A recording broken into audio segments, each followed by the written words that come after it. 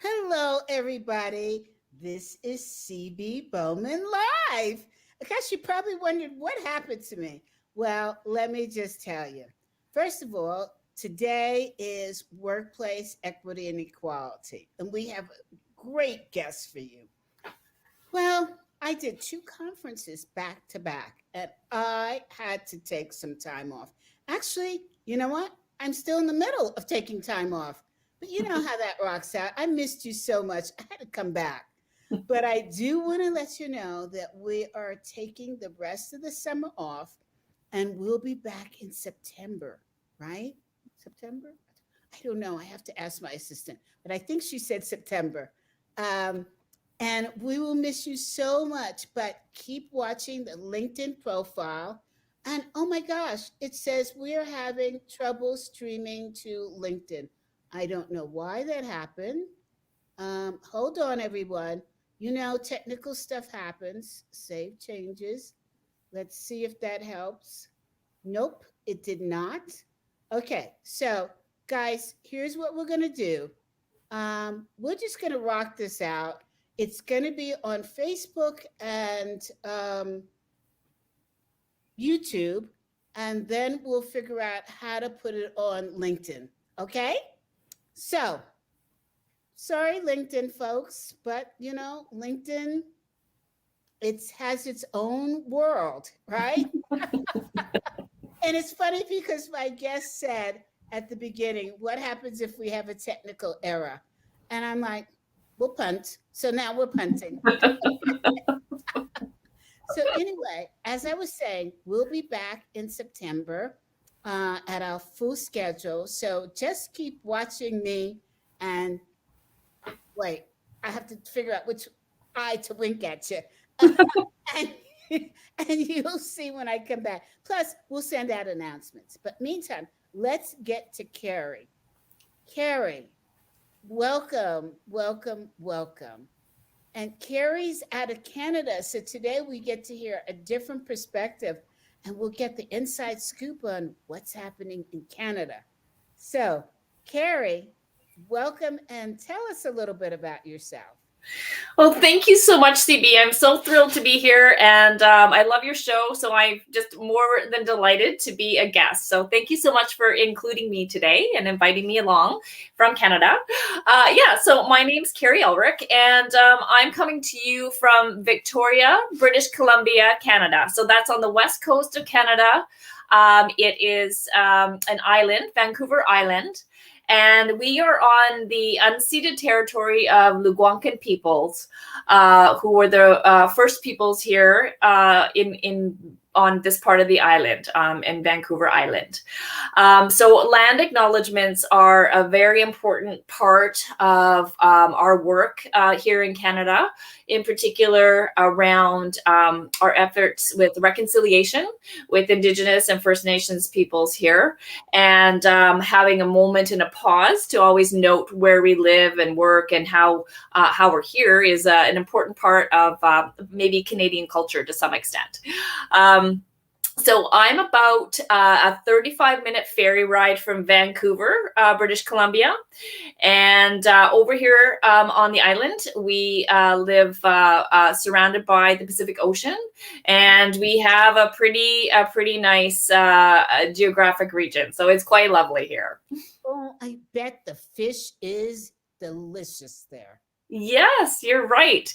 There's lots of salmon and trout and a whole bunch of other kinds of things. I don't fish, but I do eat those things. So, I don't know. Yeah, that's as far as I can really talk about fishing. But yeah, the fish is amazing. So lots of secrets. Yeah. Wow, that sounds fantastic. Hey, Yeah. you mentioned a word that I don't think that many Americans pay attention to, indigenous population. What does that mean, actually? Yeah, those are people who are the first peoples who inhabited parts of the country geographically, and then once settlers arrived from Europe came onto the lands and colonized Indigenous people. And that has resulted in myriad issues, of course, of oppression and marginalization, and lots of problems through that. So those are people who were considered to be the first people here on our lands. Mm-hmm. Okay. And these people that we're talking about, are they throughout Canada, or just are you just talking about the island that you're on? Oh yes, no, they're throughout Canada. And there's many different groups of Indigenous people. Here on Vancouver Island, for example, there's over 200 different nations of Indigenous people, and as that, it also includes cultures and different languages, and different ways of being and knowing, with different ways of for people to live their culture. And that's just here on Vancouver Island. So another part of Canada so Indigenous people are throughout Canada, and another region which we can talk about a little bit later on is where I lived, was up in the Arctic, Canada. So that's way above, way up in the top near the North Pole. Is where I lived for a number of years, and the group of Indigenous people that are from there, that inhabit that area, are called Inuit people, and that, of course, was an interesting transformational experience for me, which we can talk a little bit about. But that's just an example of the variety of different people that live, Indigenous people that are inhabit Canada. Yeah. Now, you mentioned the word Inuit. Isn't there a famous statue with that name, that it talks to pointing people in the right direction? Now, I Yes. one of those. Yes. That's right. That is from Inuit people. That is a statue that is the three stones together that do show people. Yes, and you do see up in the Arctic. Those statues are there, and those are actually used for realsies. Yeah. People. Yeah. Yeah. Mhm. Yeah, Yes. exactly. So those became really popular. For as when we had the Olympics here, that was one of the items, I guess, or one of the productions of some of the promotional material that was given out as part of a gesture around Canadian culture. So, there's a whole conversation about that, but yeah, that's right. Yeah. Yeah, when I did one of the conferences for the Association of Corporate Executive Coaches, the speakers were given one, and I could never pronounce it correctly, but I have one in my living room, and it's made out of like chiseled glass, and Mm. it has the arms that extend out to Mhm. help, with the direction. And I Mhm. thought it was such one of our members who was from Canada told me the story, and I thought that is a great moniker for coaches, because we help people with direction, right? Exactly. And so I claimed it down here in the States for Yeah. coaches. Yeah. Well, that's good. Yeah. Yeah. And I think that's a really good example of, part of, from my experience with Inuit sort of ways of being and knowing, is the generosity of Inuit people in sharing, their culture and their ways with people who are outside of their culture. So I think my experience was all, Inuit people that I worked and lived around and existed with were always so generous that way, that they would share something with the rest of the world that is a meaningful symbol. In their culture, it's very, it's meaningful, and that their arms and just the generosity of that, I think, just is a really good symbol again of just, some of the experiences with Inuit, people. So. Mm-hmm. Now, when you talk about Indigenous people, where did they originate from, if it's not from Canada? Right. Well, there's lots of different sort of thoughts around that, but the thought is that that they kind of migrated from Asia around that part of the world through the Bering Sea and came over onto the land that is known now as Canada, and that might not be the entire group, they're not just one group, around that, but that is sort of the idea around how the migration occurred. And over time, many centuries ago, really, around that. But that was the way that through the Bering Strait. And now that is even part of a bit of a controversy even around whether or not that's possible. But that's the idea. I think that is most prominent, sort of a migration from the east.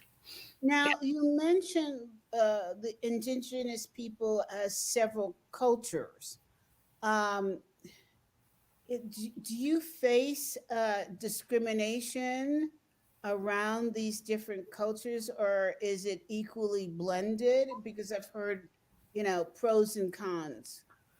Right. What do you mean a little bit by that, CB, in terms of me facing discrimination, like in our day-to-day life? No. Indigenous people. So, Oh. here in the United States, we have a separation of cultures, unfortunately, so that it affects individuals. So we have like the Black, the white, Latinx, Latinx, the Asian population, and you can pretty much look at somebody and see there's a difference, right? We're under the uh, thought that in Canada, you all are white. And so, do you face racism? Because I've heard that the indigenous people are considered like our people of different colors. Yeah, I would say 100%. Definitely. There is definitely racism that is very overt in Canada. Absolutely. And certainly, of course, we have, Indigenous are one group of people that are here in Canada, and they make up maybe about 5% of the population. So there's not, not tons, but there's lots, right? That's still 5% of our population. But of course, there's also people who are other colors and from other cultures as well. We have, Asian population, of course, and lots of people from different parts of the world, all around. I mean, I couldn't even really list them all for sure, but there are, I think Canada kind of has that idea around a melting pot, that everyone from around the world can come and they kind of can just live their lives equally. But that's not true. There's lots of people, of course, from all over the world that live here, but there is definitely a racism. So Indigenous people in particular have experienced some terrible effects of racism because of the Canadian government's approach to Indigenous people, starting really, I guess, really as a point in time, we could start maybe around the late 1800s when European settlers came and colonized, took over Indigenous lands and started to subjugate Indigenous ways of being. And that morphed and went into in the development of residential schools here in Canada, where the effort was underway with the Canadian government and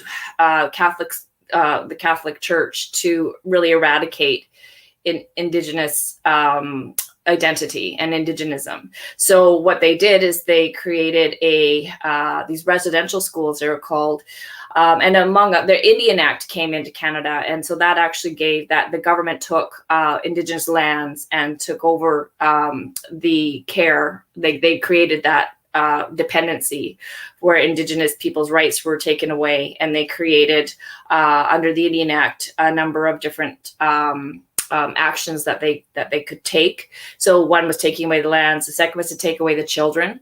They went on to into Indigenous families all across Canada and took away children. Wait. Literally. How do they recognize? Because aren't Indigenous? Let me ask a stupid question. It's not stupid. Indigenous people white? Are their skins white? No, they're mostly brown. Yeah, brown, different shade. Yeah, brown. Yeah. Yeah, okay. Different look. Yeah, not white. Yeah, and they took the children forcibly from their homes, many children for almost 100 years, and forced them into live in these schools. They're called residential schools, and they were forced to live there, and they were treated terribly. They were abused in every imaginable way and beaten and just terrible. And the effort was deliberate, was to change them so they wouldn't be Indigenous. And they weren't called Indigenous, they were called Indians. So they wanted to change the Indians, the Indian Act, the Indian. So they wanted to make them more white, more like European settlers. And children? Yes, they were. Yes, so they were changing that. So as they grew up, they would be more, more European and more white. So there's terrible. That was a terrible. Obviously, terrible isn't really quite the word. Just unbelievable. And that went on, like I said, to the 1970s. These residential schools. So there are many residential school survivors across Canada, Indigenous people who were just families destroyed, and the mental health of all of that has come out. So there's still the Indian Act also created what they're called land reserves. So Indigenous people were given land to go and live on that the government would oversee. And kind of pay for them. So instead of having all of the land, they were generally across Canada put onto these reserves to go and live. So it's created a terrible legacy or not like legacy, but a terrible dynamic for Indigenous people to live with, to live through. The traumatization of those experiences has been incredibly profound.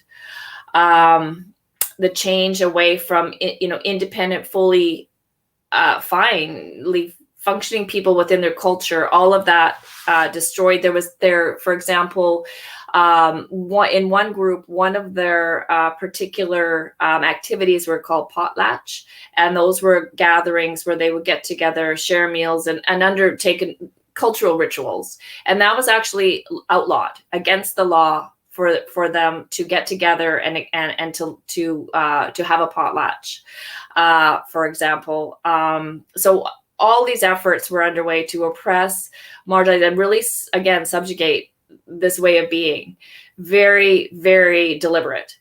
So, as a result, Indigenous people across Canada have come through and shown just such, to some extent, resilience.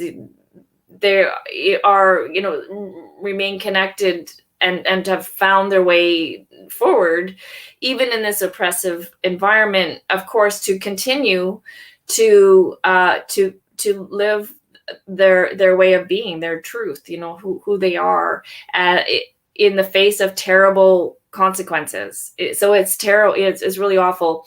But one of the things you might find shocking, CB, is that I was a child going through school and I never heard about this. I didn't even know that this was happening. I never learned about residential schools. I didn't know anything about this until I became an adult.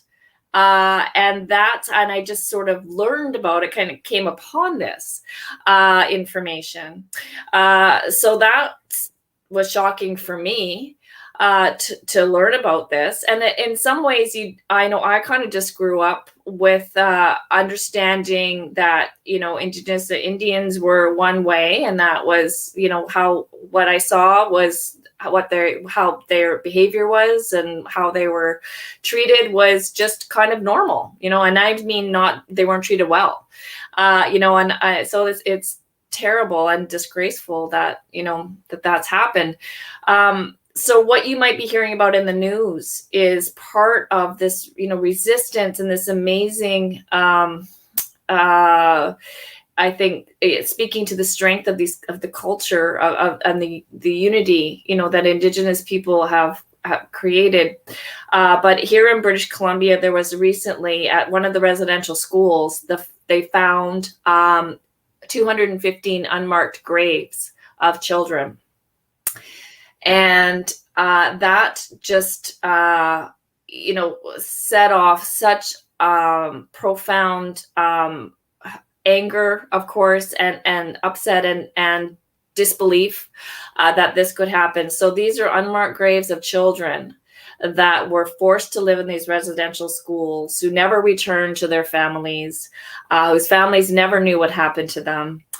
And since that happened, maybe about 6 weeks, 2 months ago, there was another one found right in the middle of Canada, in the prairies, 600, I think, over 600 graves at another residential school.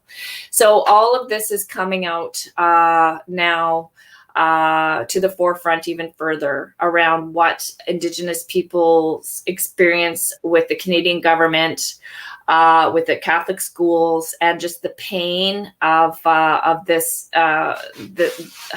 experience, within the different cultures, within the different nations, different First Nations groups. So it's really terrible. So Canada is going through a time of reckoning right now around the government's decisions to deliberately treat Indigenous people in this fashion, harm these children, and really, again, the efforts that they took to eliminate Indigenous culture, Indigenous people.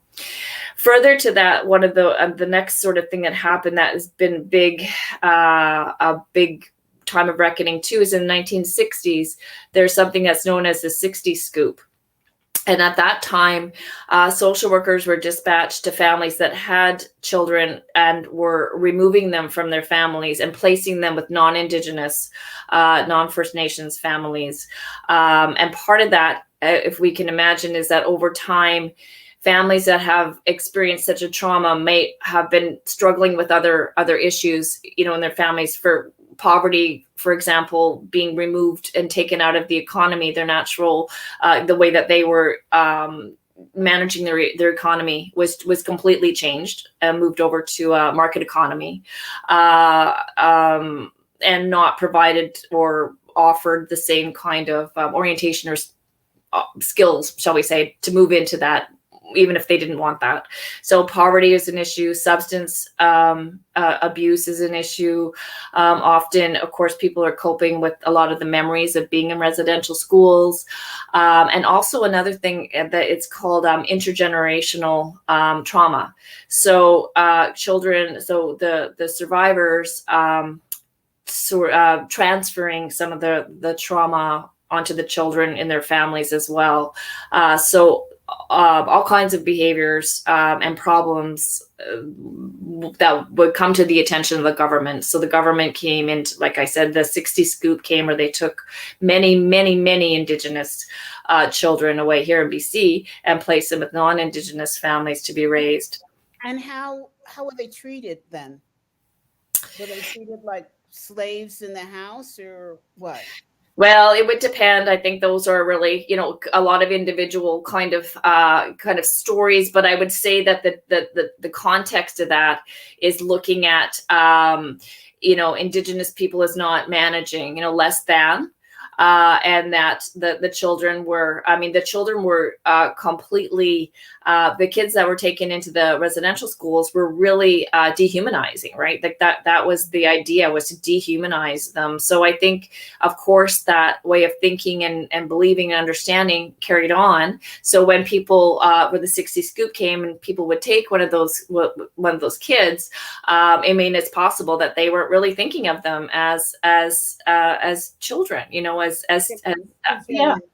Yeah, I don't know, you know, so I don't know. I mean, so there's been lots and lots and lots of conversations and things coming out, and, you know, survivor stories from residential schools. There's many, many, many. I mean, like I said, they just closed in the 1970s, or even later than that. Some of them might have been around even into the 80s. So it's not that long ago. So there's lots of survivors, and there's lots of elders who were part of the, you know, sort of in their early years, who've also lived a full life with all of those memories and experiences. So it's a whole thing. It's certainly Canada, the Canadian government is being held accountable for right now around that. And obviously rightly so. It's terrible. So that's kind of what's happening with the, you know, Indigenous people in Canada, and kind of where things are going right now in terms of what's, you know, what is the Canadian government you know, going to say and do next around this. I mean, what can they do and say? This was a terrible travesty. A lot of people refer to this as genocide that's happened for Canadian people, or Indigenous people in Canada. So it's certainly a big issue. Well, I'm not surprised that you didn't know about it growing up, because I believe here in the United States that the white population, a great deal of the white population, when they were children, did not realize what was going on with the government and individuals with Black children. You know, when they went to school and they saw the segregation, then they became aware of it. Um, but so many people grew up ignorant of what was going on, um, because I don't know whether you could say it was done on purpose, where information was not given to children, or whether it was just a result of their culture, where they lived and how they lived, that they were not exposed to it. So, you know, throughout the world, we find situations where when people became adults, they said, I didn't know this was going on.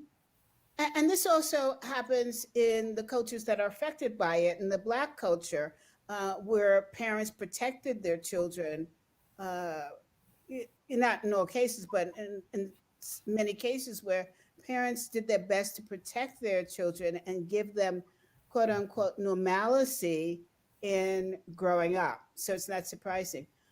What is surprising to me is that I spoke to uh, I'm going to try to keep this confidential, but I spoke to um, someone who's living in Canada, uh, who also lives in the United States, but is mostly in Canada.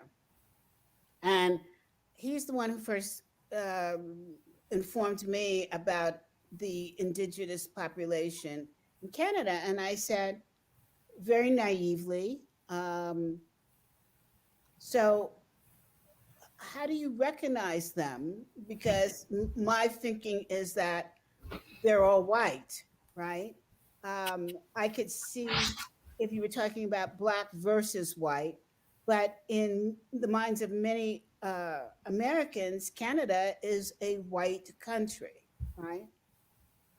And his response to me was quite different from yours. He said, well, you can tell by their clothing and how they speak. And so I sat there, now that I'm listening to you and I'm hearing that they are of different color.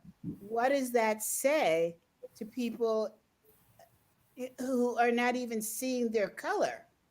I mean, it's just like in the United States, where you have white people saying, well, I don't see color. How could you not see color? You know, I understand that what you're trying to say is color doesn't matter to me. Right. But for you to say I don't see color, that has become very suspect now. And Yeah, definitely. Well, I should clarify that there are I mean, and I'm just like saying that broadly, but there are three kind of groups. There's Métis, Inuit, and another group here that are kind of thought to be the sort of the main kind of groups of Indigenous people. And Métis people, and this is certainly an interesting question that you asked, because people, how they self-identify as Indigenous is obviously a subjective kind of thing. Métis people often, they were Indigenous people that met with Scottish people. So a lot of up in Scotland, so a lot of Métis people have whitish skin. And looks probably something like me. My family's Scottish around that. So so that's one kind of group, and that's not everyone, of course. Métis, so I think that the whole around the sort of the skin color can really be different, around that. So I think one issue that comes up and sort of around to what you were saying around skin color and how people identify around that is some people have gone through an experience to look into their past and have discovered that they're white, they look white, but they have a very a strong Indigenous ancestry. So then they are identifying, they're learning, who am I? I am Indigenous, but I am white as well. I live the life of somebody with white privilege. But I also now discover this other part of myself around that. So what does this mean, from that kind of side of things? So, so that's an interesting kind of piece of that as well, right? Kind of around the skin color piece. What does it mean? And how does that, how do we identify ourselves then, through that, based on that? So. Mm-hmm. And were the people who mated with the Scottish people, were they still subject to their children being removed from their family? I'm going to say that most of this activity that I'm aware of around the 60s scoop was in particular around in British Columbia, though it probably happened elsewhere. But I would say that, and I'm not an expert in that area, but I would suggest that the children who were removed were from families who were living, in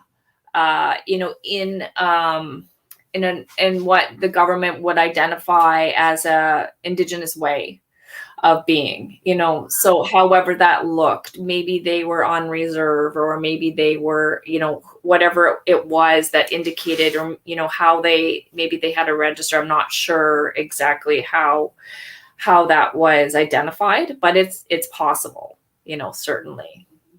So is there a plan that, I'm asking you as though you're part of the government, but you may know, is there a plan to go to all of the reservation schools now and with dogs and see if there's remains? Well, it's funny that the government's not driving that, right? That it's the Indigenous people themselves that are part, their nations are the ones who are driving that. The government is not. Yeah, I right. would imagine not. Yeah, it's not funny because it's you don't want to be exposed. And what comes to mind is, and I don't remember who said it was, if it was your prime minister or what, who said, well, racism is an American problem. We don't have that in Canada. And I'm like, this is a very interesting statement now. And it's kind of like a mental block. I don't want our people to think that we have this problem, but meantime, big problem. Yeah. Oh yeah. Yeah. Absolutely. So, Yeah, I think that's I think that just speaks a little bit more to uh, the denial, I guess, around that, and the government's not interested in addressing these issues at a systemic level. And I think, and I wonder, you might agree with me on this, and this has been my experience with this work around diversity, equity, and inclusion kind of work, is that, it's a double burden for people who are experiencing oppression and marginalization, are often the same ones who also need to raise the awareness in society and to create the change, right? Then experience that, then they also have to be the ones to lift it up, right? And into that. And I think this is a really good example of that with what's happening in Canada. This has come from, Indigenous groups themselves who are, they've always spoken out against all of this. But yeah, finding those mass graves has certainly, other groups are also doing the same, right? To find that. So did the population know about the graves, or they just thought their children disappeared? Just, it never even occurred to them to ask. Did they know that there were graves in recent years, and in years past, did they know they were being killed? What was going on? Well, I heard an interview with one of the survivors, a couple of the survivors, and he said, and many other survivors said the same, that they knew that this was happening because their roommate, would disappear and never come back. So they knew that something was happening, that they were being killed and never coming back. So from what I saw in the conversations, the residential school survivors who spoke out said they're not surprised at all that this has happened. And many other Indigenous people that were talking about this said they're not surprised in the least that this is what's happened. Parents know at the time? I don't know if they knew what happened, because a lot of the children never came back. So I don't know if they, I'm not, it's not really, kind of clear that they just then logically kind of assumed that their children had been killed or died, or if they thought that they were still, in the system and just hadn't come back yet. How did the survivors get out? I mean, was there a certain age in which they had to be released, or how did that work? Yeah, I'm not entirely 100% sure, but my sense from these conversations is that they would kind of age out of that system. And what the whole idea was that they would be, kind of recreated. So they would go back into society as espousing, white culture ideals. They would go and get a job and be part of society, white mainstream society. So a lot of them, I believe, had reached the age where they were able to leave. A lot of them ran away and left, but that was difficult as well, because they had kind of escaped, so they were kind of on the run, leading that kind of life. But that is my sense. Those that escaped, did they go back to their families, or they just? Yes, they would go back. Sometimes, I mean, I've heard a few stories, they would run back to their families, and then they would be kind of recaptured essentially sometimes and brought back. Mm-hmm. Just very, very blatant and explicit, definitely, around that. So the families were not able to not turn their children over. They had to hand their children over, and they faced severe consequences if they did not do that. So they were forced to do that. Did the government know that the children existed? The children in the graves? No, the parents, how did they know that they existed in order to get them into these schools?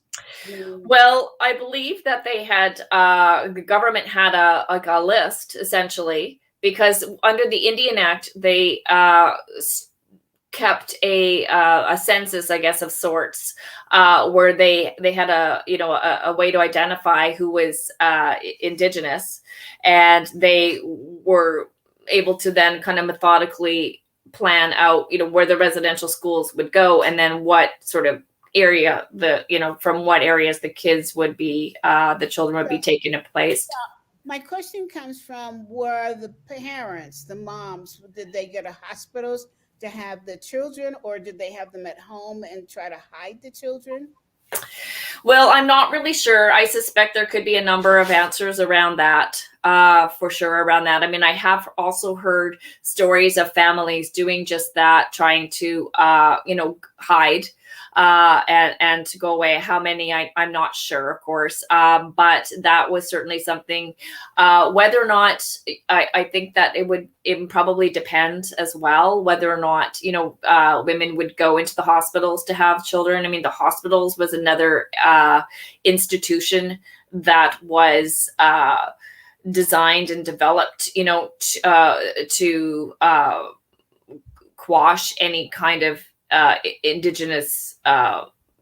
indigeneity really around that. Here in British Columbia, for example, in Nanaimo on this island, there was an Indian hospital, and that is just coming to light now. That's been known, but it was the basement of the general hospital where Indian kids, they're Indian people, they're called, were sent for treatment down there, and it was subpar treatment of it for Indigenous people around that. So stories are starting to emerge about those experiences, and I believe in the news there was even some conversation about another possible area, maybe where there might be other people buried around that area.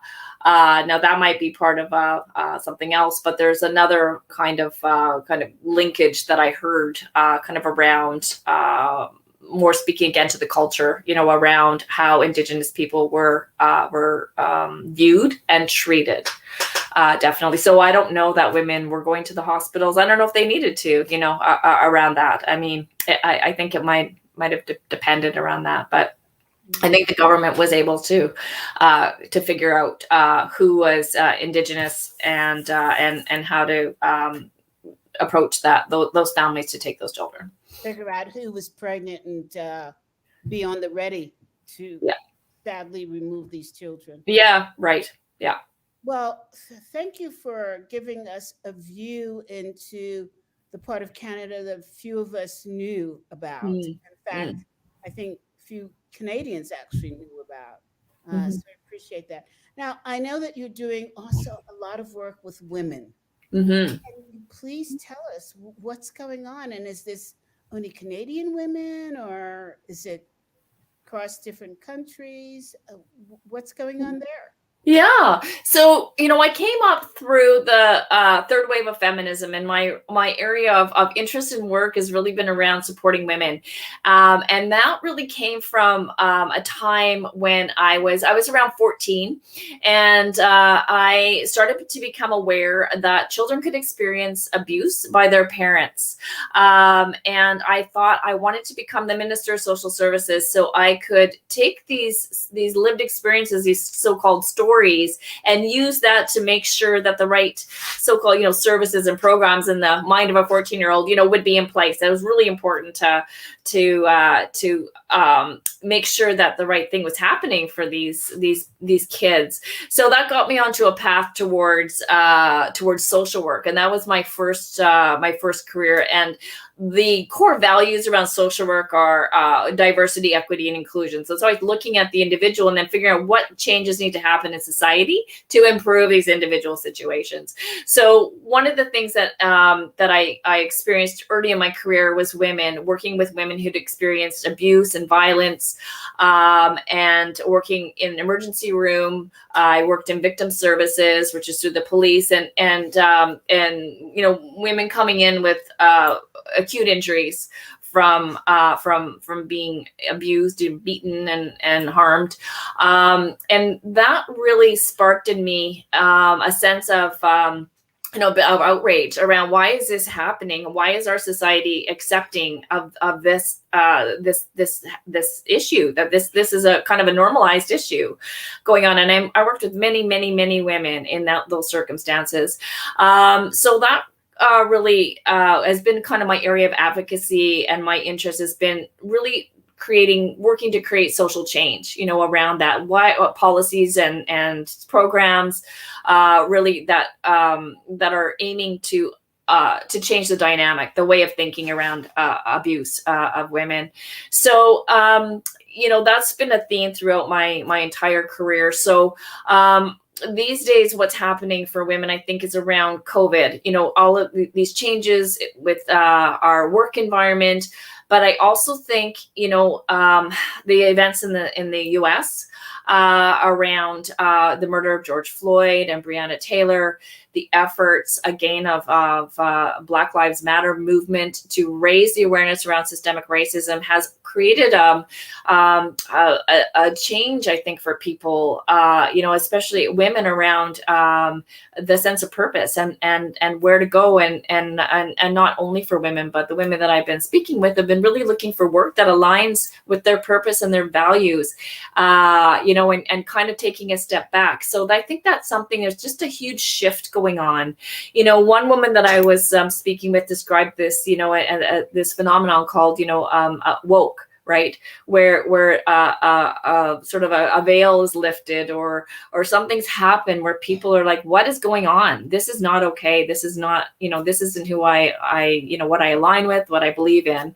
So a lot of my work has been around coaching women around finding the way to their path. They know what they want, but sometimes, it's helpful, as as a coach too, to work with people through that process.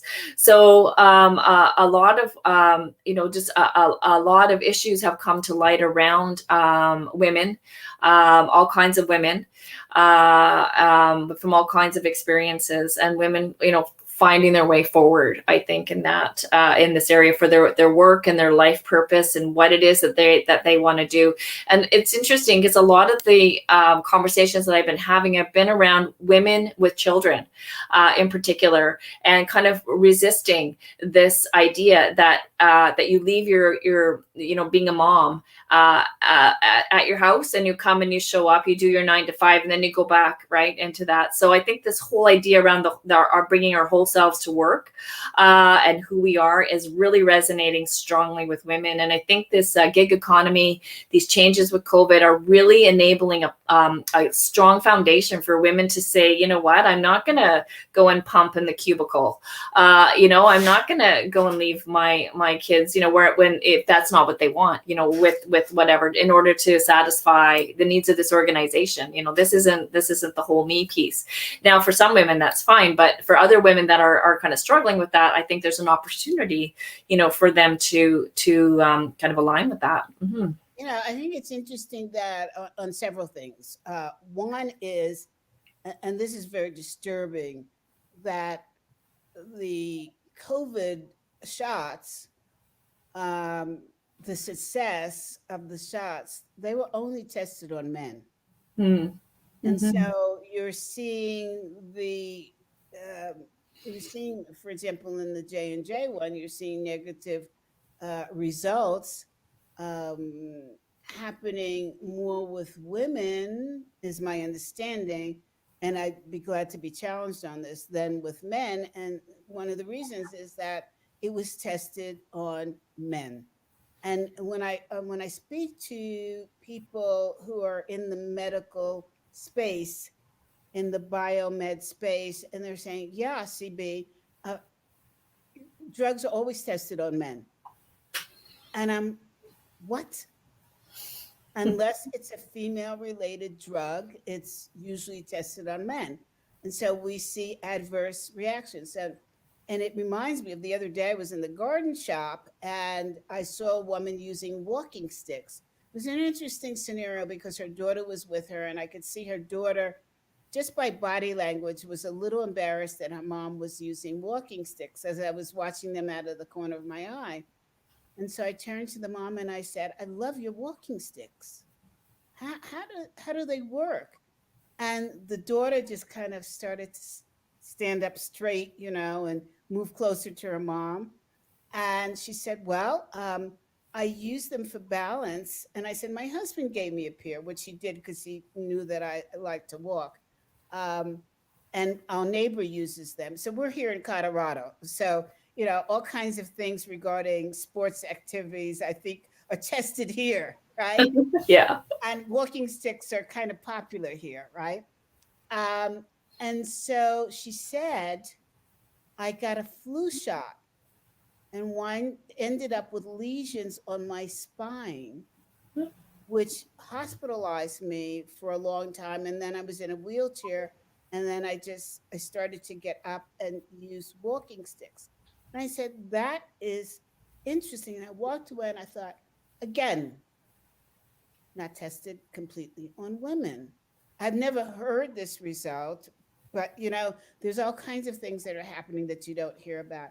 But in my conversation, I said to her, will you show me how you use them? And she showed me. And the daughter, by the time I finished talking to the mom, was just beaming with pride that her mom was using walking sticks now. And somebody came up and asked about them, So it's interesting how we women can support each other Mm-hmm. if we just pay attention, right? Mm-hmm. Yeah, absolutely. The other thing that struck me is as you're talking about women saying, I'm not going to do this anymore. I think, correct me if I'm wrong, we're hearing that as a result of the men coming out and saying, I'm not going to do this anymore. All of a sudden now the women are saying, I'm not going to do this anymore. I don't know which came first, the chicken or the egg. Was it the women saying it or the men saying it? But all in all, we're getting, this is what I'm talking about. I get a phone call in the middle of an interview. Yeah. On my computer, Yeah.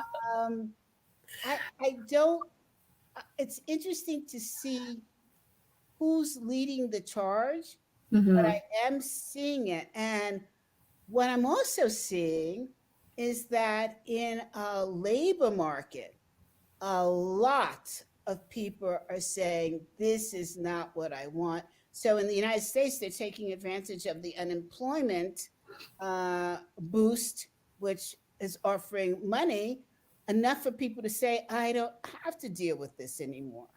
And I go into stores, like I went into a furniture store here, which I won't name because I don't think their customer service is top notch. But so I won't give them a little plug there. The store is usually brim to brim with furniture. Mm-hmm. And in my former life, I was an interior designer, and I said to my husband, it's like 50% full than when we were here last time. And he said, oh, no, it's your imagination. I said, let me tell you what's missing. And I started, and he said, oh my God, you're right. Also going into Costco.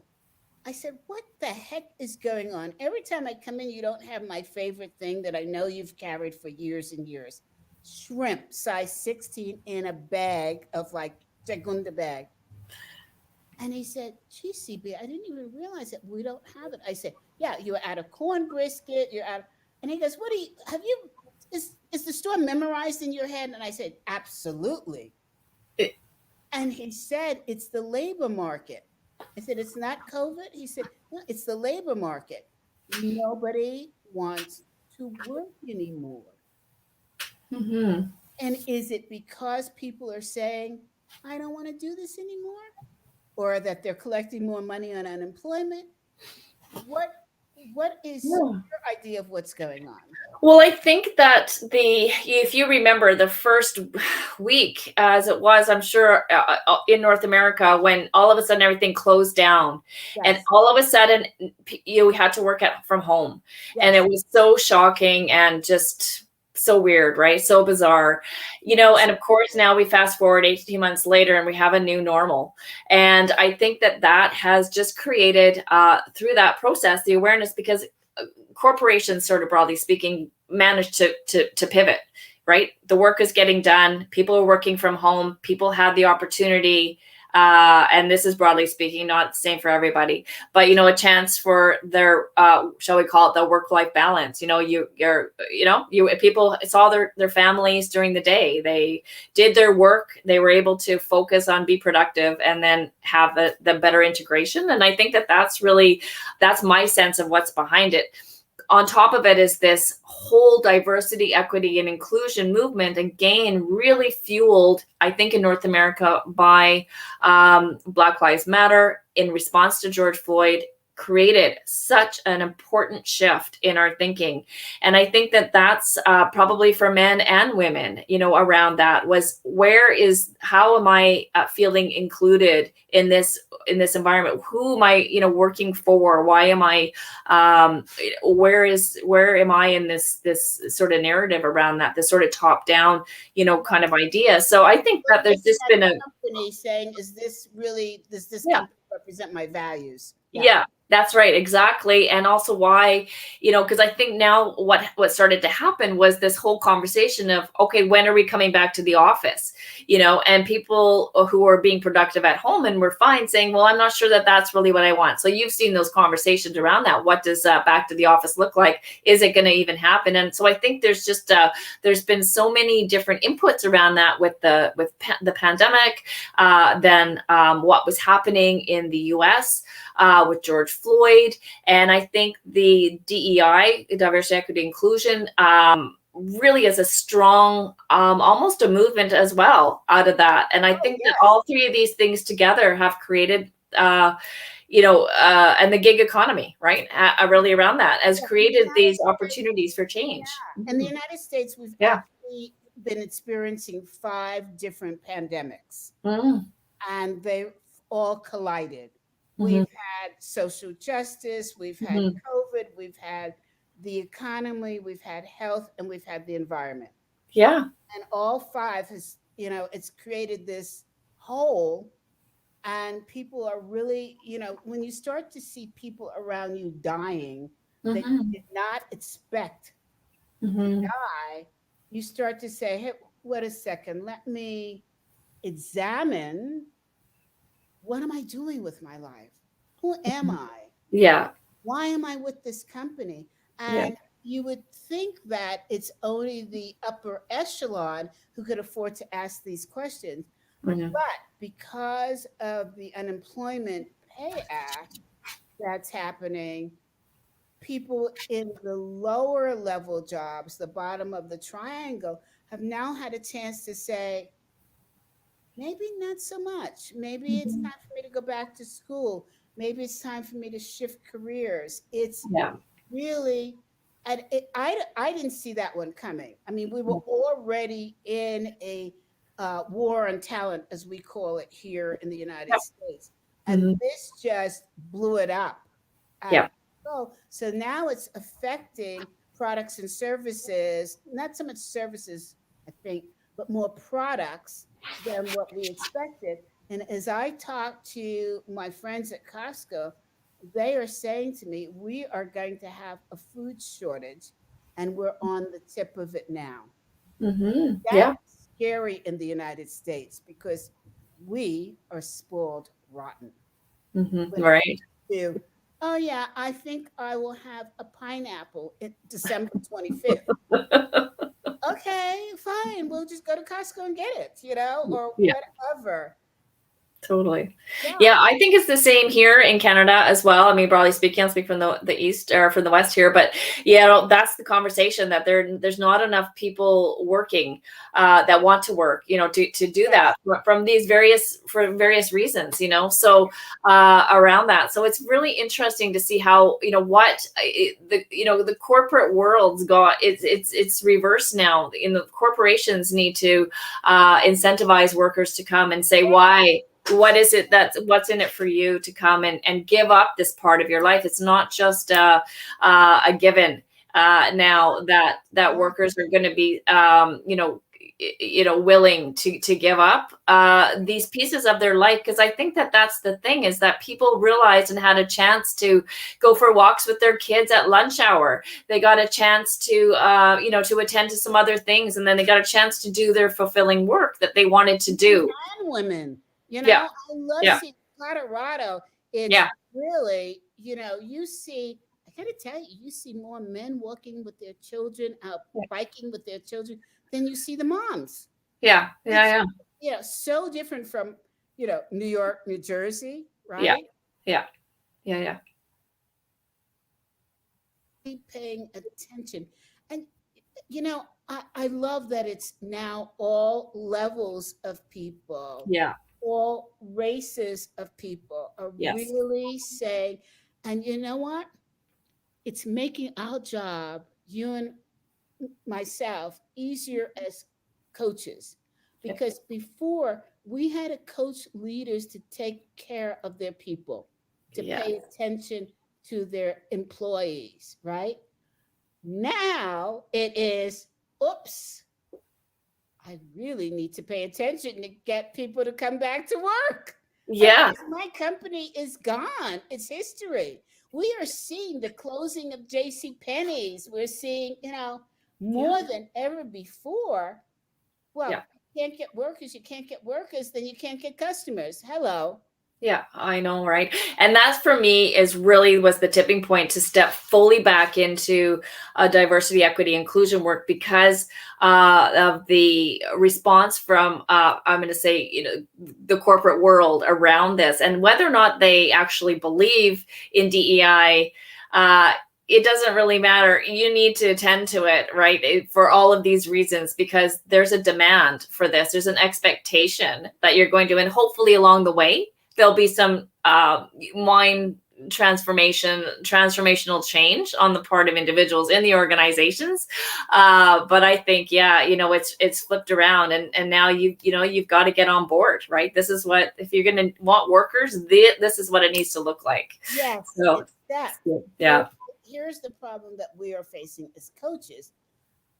Because I'm going to phrase it like this, because organizations are starving right now, their focus is metaphorically putting food on the table. So again, they're losing sight of, and this contradicts what I just said, they're losing sight on what they need to do for inclusion. They're separating out putting food on the table with inclusion at this particular point. And this is a problem that's coming Mhm. out. It's just like when the economy dipped and you removed the research department, you removed, future development departments. And so, therefore, when COVID hit, you didn't have alternate resources to cover your back as an organization. Mhm. Companies, big companies that produced bakery products, because everybody had to go to the store and collect everything and then run back home, Mhm. um, did okay. But what they missed was the psychographic of the customer. The customer now had time Mhm. to spend with their children, to Mhm. go back to your great grandma to Mhm. cook Yeah. together as a family activity. So Yeah. therefore, we had a shortage on eggs, we had a shortage on milk, we had a shortage on baking soda, baking powder. Now, if the baking companies had seen this coming, they would have had line extensions out Yeah. from their R&D departments. They didn't do it. They missed it. Yeah. 100%. Yeah. Yeah. Definitely. Yeah. I think that's really a thing. Hmm. I see we're running out of time, and it's been such a great academic, psychological conversation with you. I know that your work is in supporting women and in the DEI space. Um, Yet you gave us a glimpse into another country to see that we are not alone in these struggles for inclusion. It's a universal struggle, and we need to learn from each other versus separating out the countries and saying it's not our problem. We Yeah. all seem to have the problem, and Oh, the way yes. that we will solve is all together. So thank you so much. Well, thank you so much. I really appreciate again the opportunity to talk about this, and I agree. I think that's really my sentiment as well. Is that generally speaking, we're all in this together, absolutely. And there isn't one right answer, but I really think that conversations like this really help to create change, and I think that that's really really important. So thank you so much for the opportunity. Thank you. The awareness and then bonding together across nations is going to be so important to us. Yeah, Thank absolutely. you so much. Thank you Hey, so much. hey, everybody. It's so good to see you again. I'm going to miss you for a couple of months, but go out, take in the air, be happy that you are walking this earth, to get serious for a moment. Reach out to neighbors and people that you haven't had a chance to shake hands with and get to know. And get to know, as my friend Dr. Mungezi says from South Africa, let's keep that expression of I see you live, which means that you're not seeing the exterior, you're seeing the interior, and you're respecting the interior, and you're learning the interior of people while we are away. And then please send me via LinkedIn some great stories about people you've met and things that you've learned. I'd love to know. Bye. This is CB Bowman Live. See you in September. Bye now. Oh, I forgot to give you a secret. Okay. Let's see. What can the secret be? I know. The secret is that you are going to reach out to people and expand, and maybe your neighbors and friends won't. So that'll be a secret thing that we'll talk about. And send me notes. Okay. All right. Bye, everybody. It's CB Bowman Live with our guest, Carrie Elrick, and have a wonderful summer. Bye now.